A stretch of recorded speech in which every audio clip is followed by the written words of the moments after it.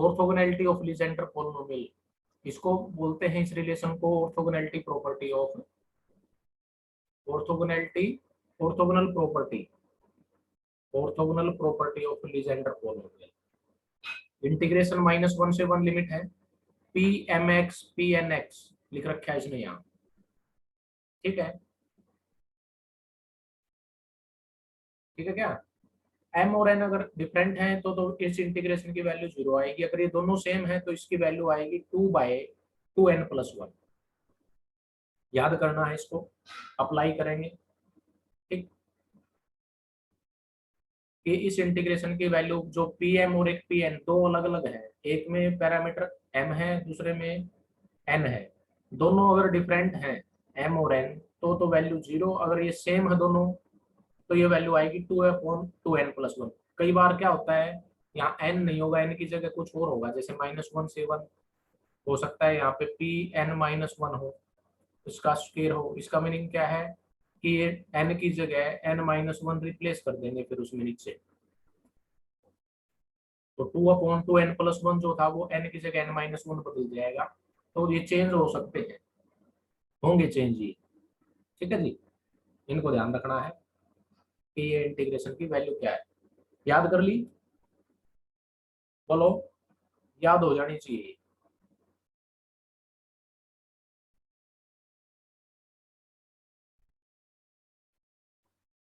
आगे देखो, इसमें यहाँ से स्टार्ट करेंगे, इसमें एग्जांपल फर्स्ट से हम इसको, एग्जांपल फर्स्ट ये रहा, यहाँ पे देखो, कहता है कि इस इंटीग्रेशन की वैल्यू इसके इक्वल प्रूव करके दिखानी है आपने। तो इसमें पीछे वाले रेफरेंस रिलेशन में याद करने पड़ेंगे आपने, तो इसको बार बार फिर मैं बता रहा हूँ, ये इंटीग्रेशन को याद करो। एक पोलोमियल में डिग्री m है, एक में n है, अगर ये दोनों अलग अलग हैं तो ये इंटीग्रेशन आएगा 0। अगर ये दोनों सेम है, पी एन एक्स, दूसरा भी है पी एन एक्स, जिसको आप पी एन एक्स का स्क्वायर लिख सकते हैं, तो ये वैल्यू आएगी इसके इक्वल। इसको बोलते हैं ऑर्थोगोनल प्रॉपर्टी।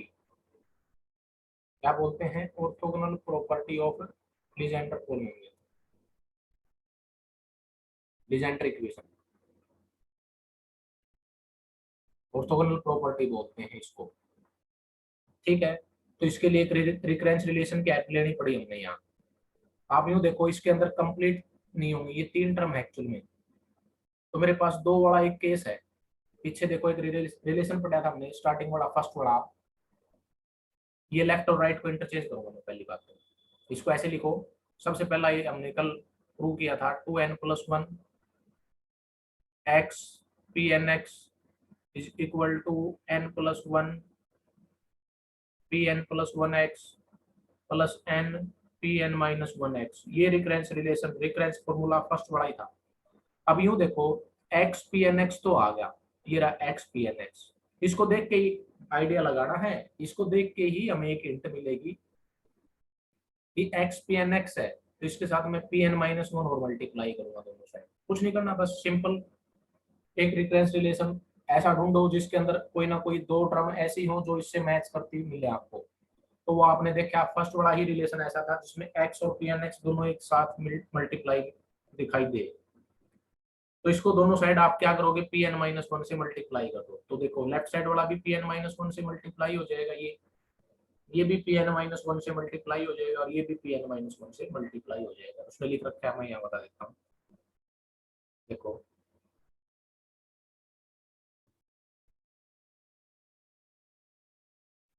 यहाँ पे देखो, इसने पहले तो क्या कर दिया, जो लेफ्ट में 2n+1 था वो डिवाइड कर दिया ना डिवाइड, फिर pn-1 से मल्टीप्लाई किया और साथ में इंटीग्रेशन भी कर दिया। तो इसको आप अलग अलग स्टेप में ब्रेक करके तोड़ के फिर लिखना।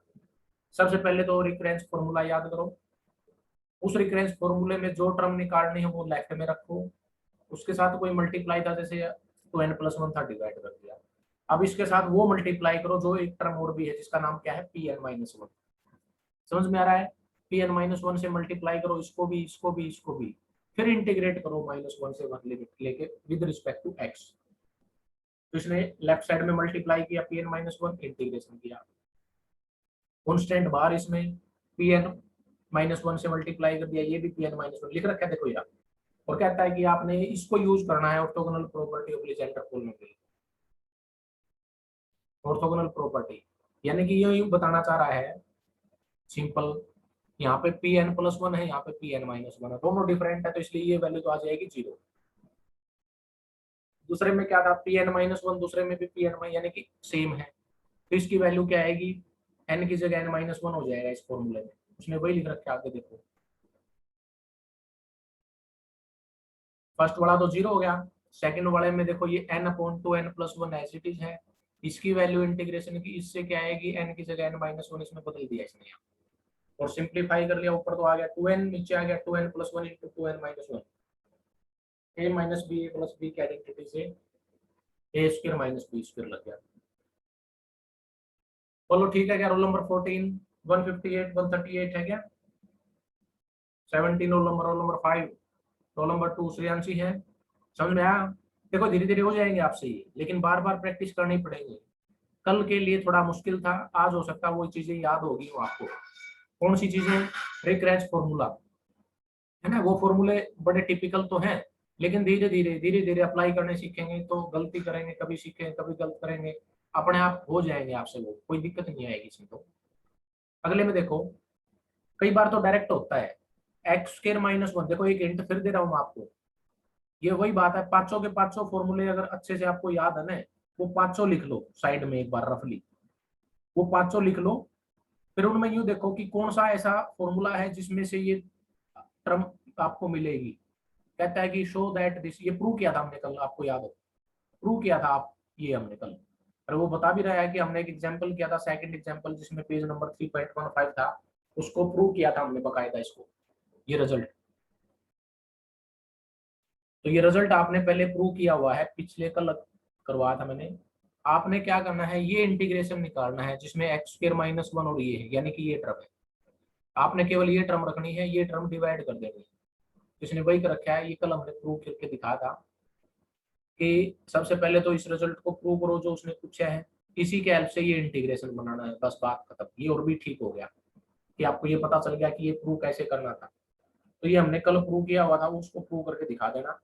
फिर इसके अंदर टू एन प्लस वन से डिवाइड कर दिया, क्योंकि लेफ्ट में ये मल्टीप्लाई में है constant, two n plus one divide कर दिया, राइट देखो ये डिवाइड कर दिया यहाँ पे आ गया, फिर इंटीग्रेशन कर दिया। लेकिन सबसे पहले सुनो एक minute, x square minus one p n dash, ठीक है इंटीग्रेशन करना है आपने, पी एन प्लस वन से क्यों मल्टीप्लाई कर दिया, अच्छा x square minus one p n dash, देखो ये रहा, क्योंकि जो इंटीग्रेशन आपको चाहिए उस इंटीग्रेशन में एक्स स्क्वायर माइनस वन की टर्म भी है, पी एन डैश भी है, ये टर्म एक्स्ट्रा है पी एन प्लस वन, तो इसलिए मैंने क्या कर दिया, सबसे पहले तो जो प्रूव किया था उसमें जो लेफ्ट में टू एन प्लस वन था वो राइट में डिवाइड, फिर पी एन प्लस वन से दोनों साइड मल्टीप्लाई करना है, और माइनस वन से वन लिमिट लेके with respect to x integration करना है।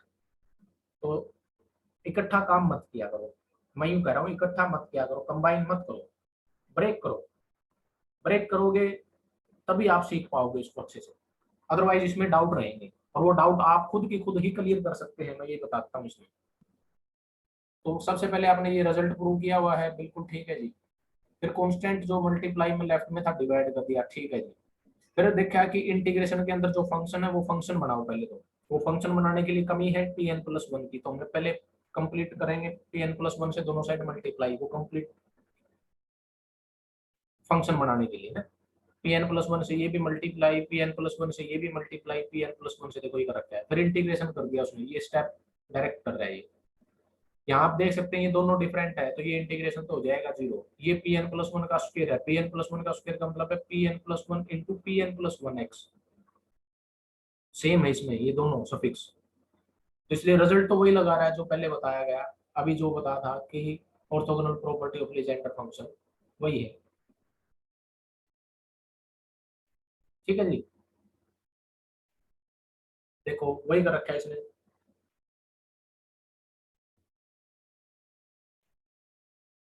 ये अप्लाई कर दिया, ये तो जीरो हो जाएगा, ये बचेगा, इसमें एन की जगह एन प्लस वन रख देंगे इस फॉर्मूले में, ये तो एज इट इज रहेगा बार वाला, जो पी एन प्लस वन का स्क्वायर है इसके ऊपर ये रिजल्ट लगेगा ना। अब मैं कह रहा हूँ कि ये सेम है, एन की जगह यहाँ एन प्लस वन रिप्लेस कर देना, देखो नेक्स्ट पेज पे आएगा आपको मिलेगा, ये रहा,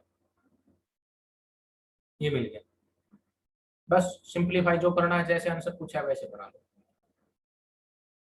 देखो थर्ड में आपसे क्या कहता है, थर्ड एग्जांपल में कि ये इंटीग्रेशन प्रूव करना है इसके इक्वल, और फिर आपने हेंस डिड्यूस, हेंस डिड्यूस का मीनिंग क्या है कि इसी इंटीग्रेशन से हमने एक वैल्यू और निकालनी है। फर्क क्या है इन दोनों में, क्या डिफरेंस है, लिमिट -1 से 1 है और ये 0 से 1 है। आपको एक याद दिला दूं, आपका 12th क्वेश्चन, 12th चैप्टर जो आपका 12th क्लास में इंटीग्रेशन वाला चैप्टर होता था, उसके अंदर प्रॉपर्टी यूज करेंगे हमें, -a से a लिमिट किसी फंक्शन की हो तो ये 2 टाइम्स 0 से a इसके इक्वल लिखा जाता है कब, अगर ये function F x even function हो। ये प्रॉपर्टी याद है कि एफ एक्स अगर इवन फंक्शन है तब। इवन फंक्शन वो होते हैं जैसे एक्स स्क्वायर है, एक्स रेज टू पावर 4 है, जिस पोलिनोमियल की डिग्री इवन होती है वो क्या बोला जाता है, इवन फंक्शन बोला जाता है। जैसे मैं आपसे कहूँ कि एक्स, हाँ पोलिनोमियल, ऐसी पोलिनोमियल जिसकी डिग्री इवन है। यहाँ बताऊंगा जो बात यूज होगी वो बताएंगे, सुनो पहले ध्यान से। X square p n plus one p n minus one है, तो कोई ऐसा रिजल्ट है, सबसे पहला रिजल्ट उठाया, देखो ध्यान से सुनना, ध्यान से इसको। कहता है कि जो रिकरेंस रिलेशन था सबसे पहला वही उसने उठाया, क्योंकि इसमें पता है क्या, एक तरह से अगर ध्यान से देखो ये थोड़ा हाँ प्रैक्टिस पे डिपेंड करता है। एक्स स्क्र दिख रहा होगा लेकिन इसको एक्स स्क्र नहीं देखना हमने, इसको ऐसे रखना है, ऐसे समझना है कि एक एक्स तो है पी एन प्लस वन के साथ और एक एक्स है पी एन माइनस वन के साथ, इन दोनों की जब मल्टीप्लाई हुई तब एक्स स्क्र बना है।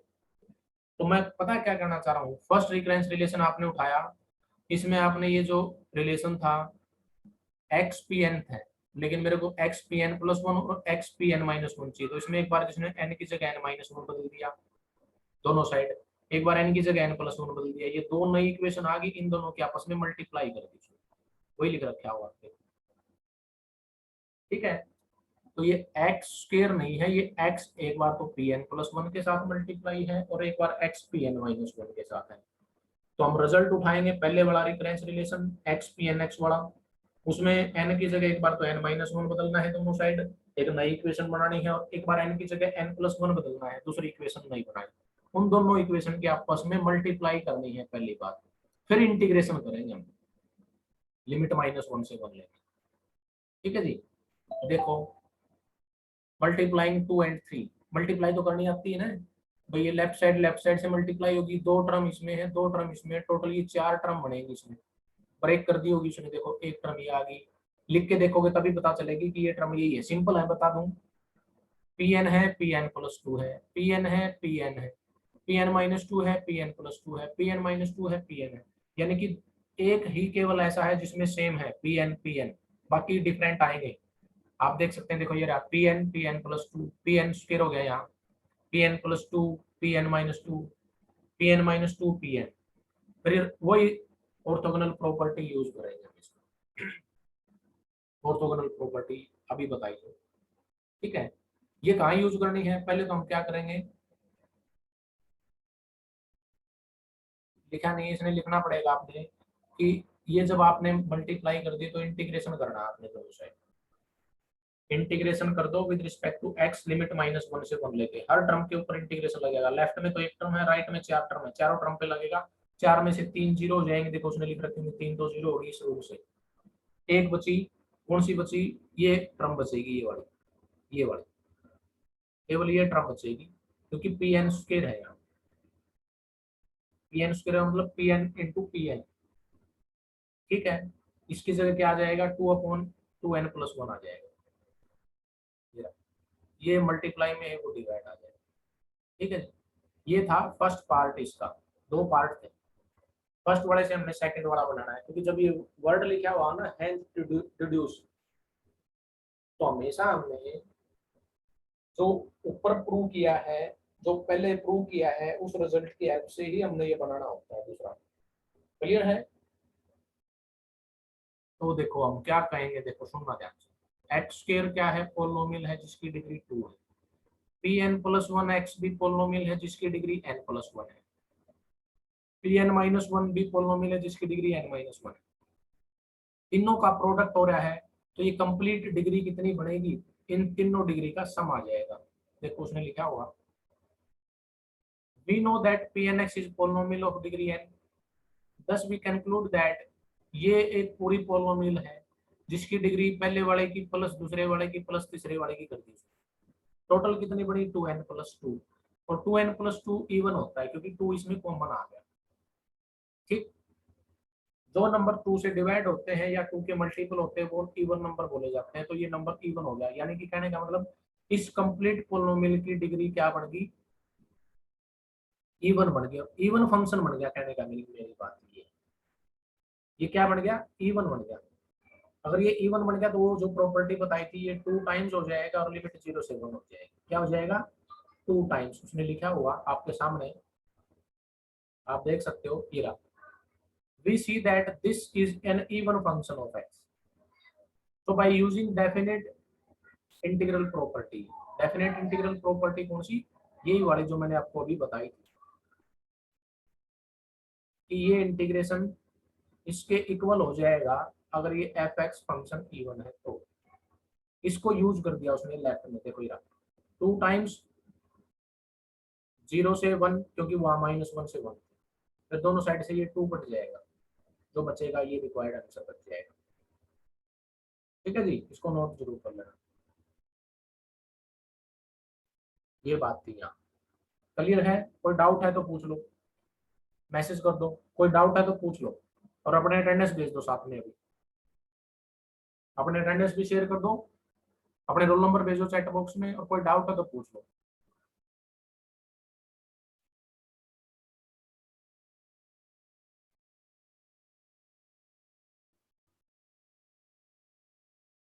कोई डाउट है, कोई डाउट है? अटेंडेंस भेज देना आपने। हाँ जी, कोई डाउट है या नहीं है? कोई डाउट है या नहीं है?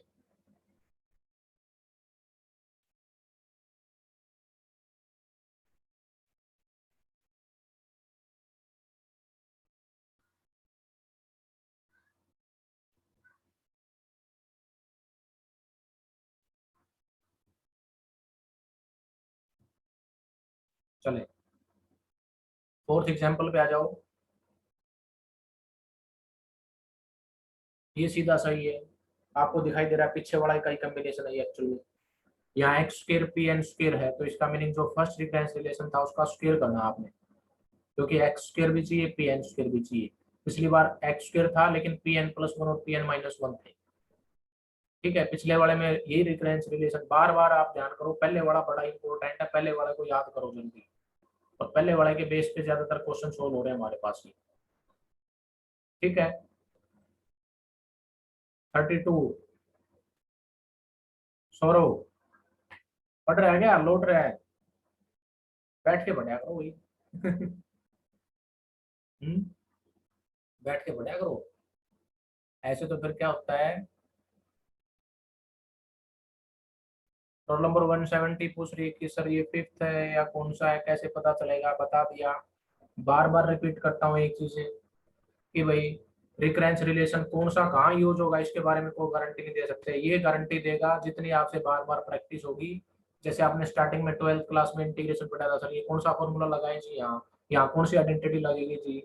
जितने फॉर्मूले बार बार आपको याद होंगे, जितने बार बार आप प्रैक्टिस करोगे, मिस्टेक करोगे, फिर ठीक करोगे, उनसे आइडिया आता है। दूसरा, एक कुछ ना कुछ आपको कुछ ना कुछ तो हिंट मिलता है किसी क्वेश्चन में जरूर, किसी में अगर नहीं मिलता तो वो तो देखो रेयर केस है। ठीक है, 170। तो यहाँ पे जो बताई गई है बात, मैं बोल तो रहा हूँ, जो सुन रहे हो कि नहीं सुन रहे, मैंने आपको यहाँ पे एक हिंट अभी दिया तो है कि x square p n square है, तो एक्स पी एन एक्स इकट्ठे कौन से हैं वो आप रिकरेंस रिलेशन पांचों में से ढूंढो कौन सा है वो, और वो आपको सबसे पहला नजर आएगा जिसमें x into p n x साथ में दोनों मल्टीप्लाई मिलेंगे, और ये इंपॉर्टेंट है, ये कई जगह यूज होता है, तो पहले वाला ज्यादातर यूज होता है, बाकी केस वो मैटर अलग है। तो इसलिए इसने फर्स्ट वाला रिकरेंस रिलेशन ही उठाया है, दोनों साइड स्क्वायर कर दिया, squaring both side. We get left side का स्क्वायर आपको पता है, राइट साइड का ए प्लस बी का होल स्क्वायर की तरह आइडेंटिटी अप्लाई हो जाएगी, a square plus b square plus 2ab वाली। ये लिख रखा है a square plus b square plus 2ab। फिर इस रिलेशन को फिर यूज कर दो जिसको ऑर्थोगोनल प्रॉपर्टी बोलते हैं सेंटर पॉलिनोमियल की। ठीक है जी, ठीक है क्या? ठीक है। अब देखो इसके अंदर p n plus one square है, यहाँ p n minus one square है, तो बीच वाला इंटीग्रेशन जीरो होगा। देखो पहले तो इंटीग्रेशन करो, फर्स्ट सेकंड थर्ड हो गया, बीच वाला जीरो हो जाएगा। इसमें पी एन प्लस वन, इसमें पी एन माइनस वन, तो इसमें एन की जगह एन प्लस वन रख देना, और तीसरे वाले में एन की जगह एन माइनस वन रिप्लेस कर देना। आपको ये काम देता हूँ नया, सभी बड़े होनहार स्टूडेंट हैं, मेरे को लगता है यहाँ से बिल्कुल कि जो ये आएगा ना, इसके बाद आपने इसको पार्शियल फ्रैक्शन से ब्रेक करना है। वो पार्शियल फ्रैक्शन आपका 12th क्लास में जो आप सीख के आ चुके हैं ना, वही 12th क्लास वाला ही पार्शियल फ्रैक्शन है। पार्शियल फ्रैक्शन एक ही होता है, अलग अलग नहीं होते। तो जैसे थोड़ा सा अगर मैं हिंट दूं, तो इसके अंदर बात करें तो ये मल्टीप्लाई करेंगे सबसे पहले तो बाहर वाली टर्म, तो ये बनेगा 2 × n+1 का स्क्वायर बाय 2n+1 का स्क्वायर, और ये 2n+3, प्लस दूसरा बनेगा 2n² बाय 2n+1 का स्क्वायर इंटू 2n-1। दो टर्म आ गई इसके अंदर, एक टर्म ये, दूसरी टर्म ये। मैं आपसे कहता हूँ कि इसके ऊपर पार्शियल फ्रैक्शन कैसे लगाओगे भाई, इसके ऊपर पार्शियल फ्रैक्शन कैसे लगाओगे? ये दो बार रिपीट हो रहा है, ये एक ही बार है, तो इसके लिए ऐसे लिखोगे, एक के लिए बता रहा हूँ, इसके लिए a bye 2n+1, b bye 2n+1 का स्क्वायर, और c बाय 2n+3। इसको बता रहा हूँ पहले वाले को, एक को, कि इसको इसके इक्वल लिखो, ए बी सी की वैल्यू निकालो। फिर ऐसे ही इसको ऐसे लिखो, a bye 2n+1, b bye 2n+1 का स्क्वायर, c बाय 2n-1, उसमें भी वैल्यू निकालो। फिर वो निकाल के यहाँ रखना है, यहाँ पुट अप करना है। 5-6 टर्म जो भी आएंगी कंबाइन होकर 3 टर्म में बन जाएंगी वो। तो ये पार्शियल फ्रैक्शन आपने लगाना आना चाहिए, क्यों लगाना है। बाकी एक बात और बताऊं, बाई चांस पेपर में अगर आपने ये लेंथ, मान लिया टाइम नहीं है, अगर टाइम है तो पार्शियल फ्रैक्शन करके दिखा दो, अगर टाइम नहीं है तो इसको डायरेक्ट लिख दो जो आंसर दे रखा है बस। और तो क्या इलाज है इसका, कोई इलाज ही नहीं है। आई बात सुनने, क्या आंसर दे रखा था दिखाऊं? आंसर आपने उसने आपसे ये पूछ रखा था, ये 3 टर्म में ब्रेक होनी चाहिए, और वो 3 टर्म में ये ब्रेक हो जाएगी, लेकिन ये टर्म तो बननी चाहिए ना, 2n-1, 2n+3 और 2n+1 बन रही है। चलो नेक्स्ट, फिफ्थ देखो, 170 का आंसर फिर देंगे। देखो फिफ्थ में कुछ ना कुछ हिंट तो है कि ये टर्म क्या थी, एक जनरेटिंग फंक्शन था, आपने याद किया हो। तो इसने वी नो दैट, ये जनरेटिंग फंक्शन की वैल्यू लिखी, दोनों साइड पी एन एक्स से मल्टीप्लाई कर देगा, क्योंकि इसमें पी एन एक्स और भी है, और फिर इंटीग्रेशन कर देगा। देखो बताता हूँ मैं, सुनो ध्यान से एक बार। क्या किया, जनरेटिंग फंक्शन का रूल अप्लाई किया, पी एन दोनों साइड पी एन को मल्टीप्लाई कर दिया। जब पी एन को दोनों साइड मल्टीप्लाई कर दिया, तो राइट साइड में समीशन को ओपन कर दिया उसने, एन को 0 1 2 3 अप टू दिस एन भी रख दिया। पी एन अंदर मल्टीप्लाई होता चलेगा, पी एन इस पी एन के साथ भी मल्टीप्लाई होगा, और भी आएंगी टर्म, इनफाइनाइट टर्म है क्योंकि समीशन में। इंटीग्रेशन करना है फिर आपने, सबसे पहले तो जनरेटिंग फंक्शन लिया, पी एन के साथ मल्टीप्लाई किया, समीशन ओपन किया, बार पी एन हर टर्म के साथ आपने मल्टीप्लाई करना है, फिर इंटीग्रेशन करना है एक्स के रिस्पेक्ट में -1 से 1 के लिए, और उस रूल को अप्लाई करना है जो ये रूल बता रहे थे पीछे। ये जीरो हो जाएगा, ये जीरो हो जाएगा, केवल ये लास्ट वाला बचेगा। लास्ट वाला तो नहीं है ये, जहाँ पे भी है ये, क्योंकि आगे डॉट डॉट लग रहा है तो आगे भी टर्म चलेंगे, इनफाइनाइट टर्म है, क्योंकि इसमें p n into p n है, तो ये आएगा 2/2n+1। देखो ये बच गया, और ये हमने प्रूव करना था इसके अंदर आंसर इसका। ये था फिफ्थ। सिक्स्थ में देखो, 1 - x² p m dash p n dash equal to ये आना चाहिए, यानी कि ये इंटीग्रेशन आपने प्रूव करके दिखाना है इसके इक्वल। तो इसने कहा कि मैं इसको इंटीग्रेशन तो करूंगा by part, first second function मांगते, तो देखो इसने क्या किया, इसको फर्स्ट मान रखा है उसने, इतने को, इसको फर्स्ट और इसको सेकंड मान लिया। क्या था रूल, याद करो इंटीग्रेशन का, फर्स्ट सेकंड वाले का लिख देता हूँ, इसमें फर्स्ट सेकंड लिखते थे ना, फर्स्ट जिसको मानना है, सेकंड जिसको मानना है, फर्स्ट एज इट इज होता है, इसने देखो फर्स्ट को एज इट इज रख दिया। सेकंड का होता है इंटीग्रेशन, कौन है सेकंड, पी एन डैश, इसका इंटीग्रेशन क्या आएगा, पी एन एक्स आएगा। फिर इस पे लिमिट पुट हो जाएगी, लिमिट पुट होगी तो वन पुट करो चाहे -1, ये जीरो बना देगा, इसलिए ये तो खत्म हो गया, जीरो बन जाएगा। फिर क्या करते हो आप, माइनस, ये कर रखा है माइनस, इंटीग्रेशन कर रखा है इंटीग्रेशन, फर्स्ट का करते हैं डेरिवेटिव,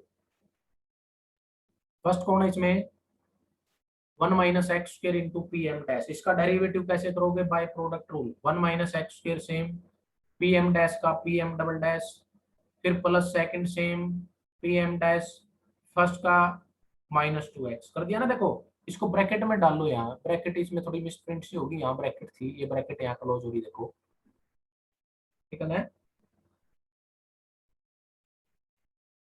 सेकंड का इंटीग्रेशन कौन है, सेकंड पी एन डैश, इसका इंटीग्रेशन क्या आएगा, पी एन एक्स। बोलो जी कोई डाउट है या नहीं है, अगर है तो पूछ लो। कोई डाउट नहीं है, इंटीग्रेशन बाय पार्ट जो 12th क्लास से पढ़ते आ रहे हैं, सेम वही इंटीग्रेशन के प्रोसेस चला रखा है हमने। ये तो कंप्लीट जीरो हो गया था, लिख दिया उसने, ये जो बचा सिंपलीफाई किया उसने, देखो 1 - x पी एम डैश, और ये जो भी है। हाँ, इसके बाद स्टॉप करो और एक बात सुनो मेरी, कहता है कि जो पी एम एक्स होता है वो सोल्यूशन होता है लीजेंडर इक्वेशन का। पी एम एक्स क्या होता है, सोल्यूशन होता है किसका, लीजेंडर इक्वेशन, ये होती है लीजेंडर इक्वेशन। एम लिखा है तो यहाँ एम लिख दिया उसने, एन होता तो पी एन लिखते हैं यहाँ, एन, ये होती है लीजेंडर इक्वेशन, याद कर लो, 1 - x² d² y/dx² -2x dy by dx, plus parameter देखना है, एन है कि एम है तो m into m plus 1 into y. अब देखो इसको ध्यान से सुनो, इस इक्वेशन का सॉल्यूशन कौन है, पी एम एक्स है, इस इक्वेशन का सॉल्यूशन कौन है, पी एम एक्स है। इस इक्वेशन का सॉल्यूशन पी एम एक्स का मतलब वो y की वैल्यू है पी एम एक्स जो इसको सेटिस्फाई करेगी। यहाँ देखो लिखा होगा यहाँ पे जो इक्वेशन थी, मैं दोबारा लिख के दिखाऊं, 1 - x² d² of Y, y कौन है यहाँ पे, पी एम एक्स है, वाई की जगह पी एम एक्स डाल देना उसमें, वाई की जगह क्या डाल देना, पी एम एक्स डाल देना।